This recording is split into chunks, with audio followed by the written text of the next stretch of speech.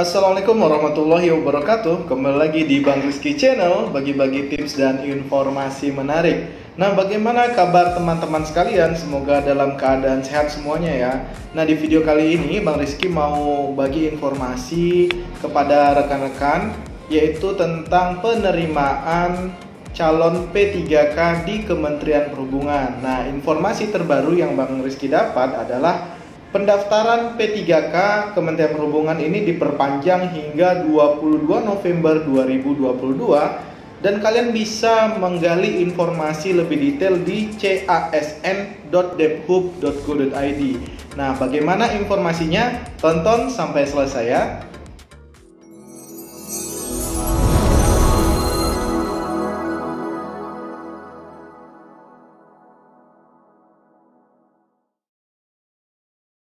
Oke guys, sebelum kita membahas tentang penerimaan P3K di lingkungan Kementerian Perhubungan, maka kita akan membahas dahulu perbedaan antara P3K dan PNS. Langsung saja. Nah, apa sih bedanya PNS dan P3K? Nah, aparatur sipil negara atau disingkat dengan ASN merupakan profesi bagi pegawai negeri sipil dan pegawai pemerintah dengan perjanjian kerja yang bekerja pada instansi pemerintah. Sehingga dapat disimpulkan PNS dan P3K adalah bagian dari ASN. Jadi kalau ada pertanyaan, apakah P3K itu ASN? Maka jawabannya adalah iya, P3K adalah ASN. Seperti itu, sama seperti dengan PNS yang merupakan bagian dari ASN. Baik, apa itu PNS dan P3K? Untuk PNS sendiri yaitu warga negara Indonesia yang memenuhi syarat tertentu diangkat sebagai pegawai ASN secara tetap oleh pejabat pembina kepegawaian untuk menduduki jabatan pemerintah. Untuk P3K sendiri adalah warga negara Indonesia yang memenuhi syarat tertentu yang diangkat berdasarkan perjanjian kerja untuk jangka waktu tertentu dalam rangka melaksanakan tugas pemerintah. Di sini yang menjadi perbedaan tentunya adalah waktunya ya. Jadi kalau untuk PNS sendiri dia diangkat secara tetap seperti itu. Sedangkan untuk P3K dia memiliki jangka waktu tertentu dalam melaksanakan tugasnya sebagai P3K. Baik, untuk batas usia sendiri, untuk PNS adalah minimal 18 tahun dan maksimal 35 tahun. Kemudian untuk P3K usia minimalnya adalah 20 tahun dan maksimalnya 1 tahun sebelum batas usia tertentu pada jabatan yang akan dilamar. Jadi setiap jabatan P3K itu memiliki kriteria waktu umur yang berbeda-beda ya guys. Jadi ada yang mungkin 35 tahun, ada mungkin yang 25 tahun dan lain sebagainya. Baik, untuk tahapan seleksi CPNS dan P3K, tentunya kalau PNS ini memiliki seleksi terbagi 3 ya. Yang pertama ada administrasi, SKD, dan SKB. Nah, untuk seleksi administrasinya sendiri itu berkas yang diperlukan itu bermacam-macam ya, mulai dari KTP, kemudian akta kelahiran atau kartu keluarga, kemudian ijazah dan lain sebagainya. Nah, untuk SKD sendiri ini pun dia memiliki beberapa cabang ujian seperti itu ya. Ada yang nanti diuji dengan tes intelijensi umum, kemudian TWK dan TKP. Nah, kalian itu bisa melihat yang jelas SKD itu di video-video Bang Rizky sebelumnya. Nah, yang berikutnya adalah seleksi kompetensi bidang. Setiap kementerian, lembaga atau instansi itu memiliki SKB yang berbeda-beda. Kemudian untuk P3K sendiri ada seleksi administrasi. Nah, administrasinya ini pun tidak jauh berbeda dengan administrasi yang diminta di PNS. Namun, kalian juga harus membaca dengan seksama detail kira-kira persyaratannya itu apa saja untuk administrasinya. Karena memang setiap instansi itu terkadang ada perbedaan. Misalnya ada beberapa berkas yang diminta oleh instansi penerima. Jadi harus dibaca dengan detail ya. Nah, berikutnya adalah seleksi kompetensi terdiri dari 3, manajerial, teknis, dan sosial kultural. Oke, lanjut ya. Kemudian pemberhentian hubungan kerja pada PNS dan P3K. Nah, untuk PNS sendiri ini pemberhentian dengan predikat tertentu. Yang kedua, PNS diberhentikan dengan hormat karena meninggal dunia atas permintaan sendiri, mencapai batas usia pensiun, perampingan organisasi atau kebijakan pemerintah yang mengakibatkan pensiun dini, atau tidak cakap jasmani dan atau rohani sehingga tidak dapat menjalankan tugas dan kewajiban. Nah, itulah yang menjadi poin-poin kenapa PNS itu diberhentikan. Kemudian untuk P3K sendiri, yang pertama ada pemutusan hubungan perjanjian kerja dengan predikat tertentu. Yang kedua, pemutusan hubungan perjanjian kerja P3K dengan hormat apabila jangka waktu perjanjian kerja berakhir. Seperti yang telah kita bahas sebelumnya, bahwasanya P3K ini memiliki rentang waktu tertentu dalam menduduki jabatan dan melaksanakan tugasnya sebagai P3K di instansi pemerintah. Kemudian yang kedua adalah meninggal dunia atas permintaan sendiri, perampingan organisasi atau kebijakan pemerintah yang mengakibatkan pengurangan P3K. Tidak cakap jasmani dan atau rohani sehingga tidak dapat menjalankan tugas dan kewajiban sesuai perjanjian kerja yang disepakati. Baik, selanjutnya adalah kedudukan PNS dan P3K. Tentu teman-teman sering bertanya ya, kira-kira kedudukannya ini seperti apa? Apakah sama atau berbeda? Nah, untuk PNS ini dapat menduduki seluruh jabatan pemerintah. Jadi untuk PNS ini sekedar informasi memiliki 2 jabatan ya, berdasarkan jenisnya. Yang pertama adalah jabatan yang struktural, yang kedua adalah jabatan fungsional. Nah, jadi PNS ini dapat menduduki seluruh jabatan pemerintahan. Baik mulai dari mungkin dari eselon 1 sampai eselon 4 ya untuk yang strukturalnya. Dan kalau fungsional dia ada fungsional utama, madya, muda dan lain sebagainya. Dan di setiap instansi itu penyebutannya disesuaikan. Kemudian untuk P3K sendiri, jenis jabatan yang dapat diisi oleh P3K diatur dengan peraturan presiden dan keputusan Menteri Pan-RB nomor 76 tahun 2022. Nanti bisa kalian cari di JDIH-nya ya. Jadi bisa kalian baca-baca. Kemudian tidak dapat mengisi JPT Pratama. Baik, berikutnya adalah gaji dan tunjangan PNS dan P3K. Nah, tentunya PNS dan P3K ini mendapatkan gaji dan tunjangan. Namun apa bedanya? Nah, sekarang kita ulas satu persatu ya. Jadi secara garis besar tentunya PNS dan P3K ini mendapatkan gaji, tunjangan kinerja atau tukin, dan tunjangan kemahalan. Kemudian yang didapat berikutnya adalah gaji pokok. Sama-sama mendapatkan tunjangan keluarga, tunjangan pangan, tunjangan jabatan. Nah, tunjangan jabatan ini tentunya disesuaikan dengan jabatan apa yang diduduki oleh PNS atau P3K tersebut. Tentunya berbeda jabatan, tunjangannya pun berbeda. Kemudian ada tunjangan kinerja. Bagi PNS daerah itu nanti disebut dengan tambahan penghasilan pegawai. Tapi kalau di pemerintah pusat itu disebut dengan tunjangan kinerja atau tukin. Ya sama sih, untuk P3K juga dapat tukin untuk yang pusat, untuk yang daerah namanya tambahan penghasilan pegawai. Kemudian mendapatkan tunjangan resiko atau bahaya, ini khusus untuk jabatan tertentu. Kemudian tunjangan khusus, ini bagi PNS dengan kondisi khusus, begitu pula dengan P3K-nya. Nah, berikutnya adalah tunjangan profesi. Ini dikhususkan untuk guru dan dosen PNS serta guru dan dosen dari P3K.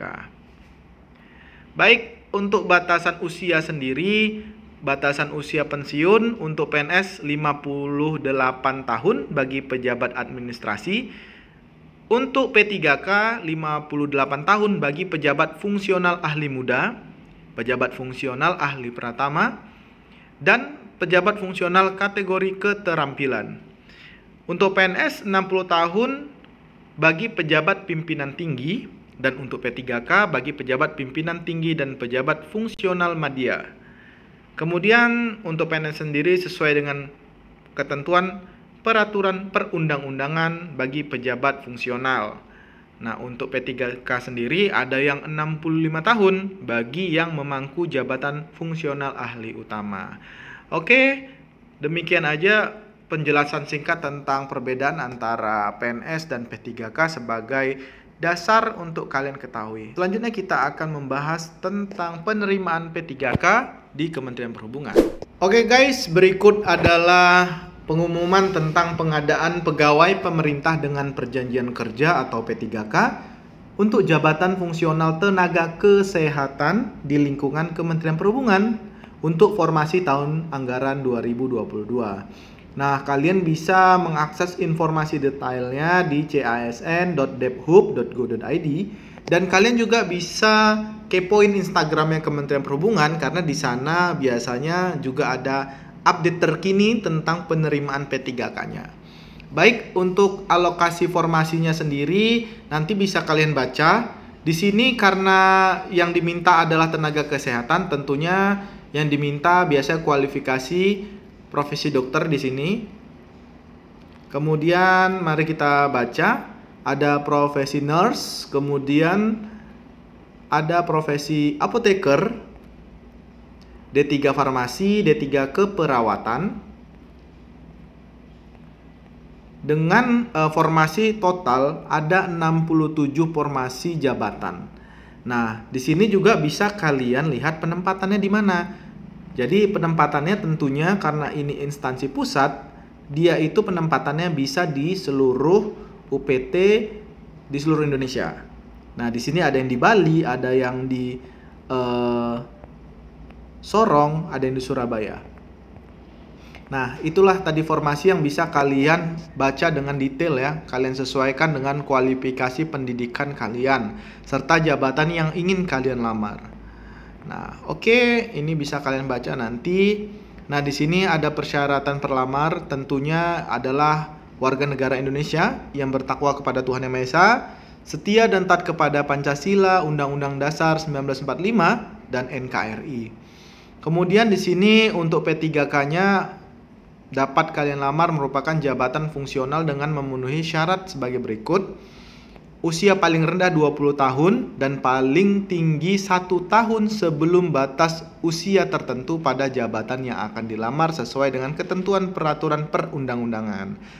Nah, yang kedua, tidak pernah dipidana dengan ancaman 2 tahun atau lebih. Kemudian tidak pernah diberhentikan dengan hormat, tidak atas permintaan sendiri atau tidak dengan hormat sebagai pegawai negeri sipil, P3K, prajurit Tentara Nasional Indonesia, anggota Kepolisian Negara Republik Indonesia atau diberhentikan tidak hormat sebagai pegawai swasta. Tidak menjadi anggota atau pengurus partai politik atau terlibat politik praktis. Memiliki kualifikasi pendidikan sesuai dengan persyaratan jabatan. Nah, ini harus kalian pahami dan harus tidak boleh salah, karena kalau kalian salah nanti memilih jabatannya, ternyata kualifikasi pendidikan kalian tidak seperti itu, maka auto gagal. Kemudian memiliki kompetensi yang dibuktikan dengan sertifikasi keahlian tertentu yang masih berlaku dari lembaga profesi yang berwenang untuk jabatan yang mempersyaratkan. Sehat jasmani dan rohani sesuai dengan persyaratan jabatan yang dilamar. Tidak memiliki ketergantungan, tidak mengkonsumsi, tidak menggunakan narkotika, psikotropika, prekursor, dan zat adiktif lainnya. Kemudian bagi wanita tidak boleh bertato atau bekas tato dan tindih atau bekas tindih pada anggota badan selain di telinga, kecuali yang disebabkan oleh ketentuan agama atau adat, dan bagi pria tidak bertato atau bekas tato dan tindih atau bekas tindih pada anggota badan kecuali yang disebabkan oleh ketentuan agama atau adat. Pelamar yang melamar pada kebutuhan jenis jabatan tenaga kesehatan yang mensyaratkan surat tanda registrasi wajib melampirkan surat tanda registrasi dan bukan internship sesuai jabatan yang dilamar serta masih berlaku pada saat pelamaran, dibuktikan dengan tanggal masa berlaku yang tertulis pada surat tanda registrasi dan diupload pada SSC ASN. Kemudian yang kedua, pelamar penyandang disabilitas dapat melamar pada pengadaan P3K dengan ketentuan pelamar dapat melamar pada jabatan yang diinginkan jika memiliki ijazah yang kualifikasi pendidikannya sesuai dengan persyaratan jabatan. Pada saat melamar di SSC ASN, pelamar penyandang disabilitas wajib menyatakan bahwa yang bersangkutan merupakan penyandang disabilitas yang dibuktikan dengan 1. Dokumen atau surat keterangan resmi dari rumah sakit pemerintah atau puskesmas yang menyatakan jenis dan derajat kedisabilitasannya, serta tautan atau link video singkat yang menunjukkan kegiatan sehari-hari dalam menjalankan aktivitas sesuai jabatan yang akan dilamar. Nah, di sini pelamar tentunya merupakan lulusan perguruan tinggi yang berasal dari luar negeri untuk jenjang pendidikan dokter, nurse, apoteker, keperawatan, farmasi, memiliki ijazah yang telah mendapatkan surat keputusan penyetaraan ijazah asli dan transkrip nilai asli, dan surat keputusan hasil konversi nilai indeks prestasi kumulatif IPK. Nah, ini berlaku untuk yang mau daftar tapi yang dulu kuliahnya di luar negeri ya, dengan IPK minimal 2,75. Untuk yang berasal dari universitas dalam negeri, ini IPK-nya minimal 2,75 juga. Baik, bagi pelamar pada formasi jabatan fungsional tenaga kesehatan tahun 2022, ketentuan-ketentuan yang harus dipenuhi adalah pelamar yang dapat melamar P3K pada jabatan fungsional tenaga kesehatan. Ini terdiri dari ex-tenaga honorer kategori 2 yang terdaftar dalam pangkalan data atau disebut dengan database pada Badan Kepegawaian Negara atau tenaga kesehatan non-aparatur sipil negara yang terdaftar di Sistem Informasi Sumber Daya Manusia Kesehatan, Kementerian Kesehatan. Nah, pelamar yang mendaftar pada formasi jenis jabatan tenaga kesehatan yaitu ahli pratama dokter, perawat, apoteker, terampil perawat, asisten apoteker wajib melampirkan surat tanda registrasi. Kemudian bagi pelamar yang mendaftar pada formasi jenis jabatan tenaga kesehatan itu harus memiliki pengalaman dihitung dari masa kerja paling singkat 2 tahun sesuai dengan jabatan yang dilamar. Jika belum memiliki masa kerja tersebut maka dinyatakan gugur. Masa kerja pelamar sebagaimana pada diktum C dibuktikan dengan surat keterangan yang ditandatangani oleh beberapa poin dan harus kalian penuhi. Kemudian setiap pelamar wajib menyampaikan dan melengkapi semua persyaratan pelamar yang tercantum dalam pengumuman. Nah, ini bisa kalian cari sendiri ya di casn.debhub.go.id dan bisa kalian baca. Cuman di sini untuk pendaftarannya sampai ini ya diperpanjang ternyata. Jadi tidak sampai tanggal 18 November seperti sebelumnya, tapi diperpanjang sampai 22 November 2022 seperti itu. Baik. Untuk tata cara pendaftarannya kalian bisa baca dengan seksama. Tentunya kalian harus menyiapkan KTP kalian karena di situ ada nomor induk kepegawaian, kemudian KK juga. Kemudian kalian harus mengunggah berkas di mana di sini lamannya sscasn.bkn.go.id. Nah, kalian bisa mengikuti tutorialnya bagaimana mengisinya, menguploadnya seperti itu di sscasn.bkn.go.id. Nah, di sini ada beberapa dokumen yang harus kalian upload. Jadi kalian bisa membacanya dengan detail, dengan seksama, perlahan-lahan saja, jangan sampai ada yang terlewatkan seperti itu. Karena seleksi paling awal adalah seleksi berkas. Kalau kalian bisa lulus dari seleksi berkas, kalian bisa mengikuti ke seleksi kompetensi. Nah, kalau untuk P3K sendiri seleksinya itu ada 2. Yang pertama seleksi administrasi, yang kedua adalah seleksi kompetensi. Nah, ini menggunakan sistem yang sama dengan PNS, menggunakan CAT seperti itu. Nah, sistem kelulusan ini bisa kalian baca dengan seksama juga. Kira-kira bagaimana sih untuk lulus, seperti misalnya kalian harus melewati nilai ambang batas dan lain sebagainya.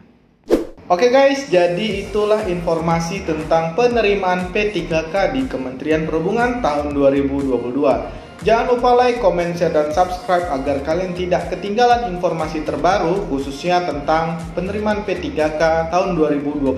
Terima kasih. Wassalamualaikum warahmatullahi wabarakatuh.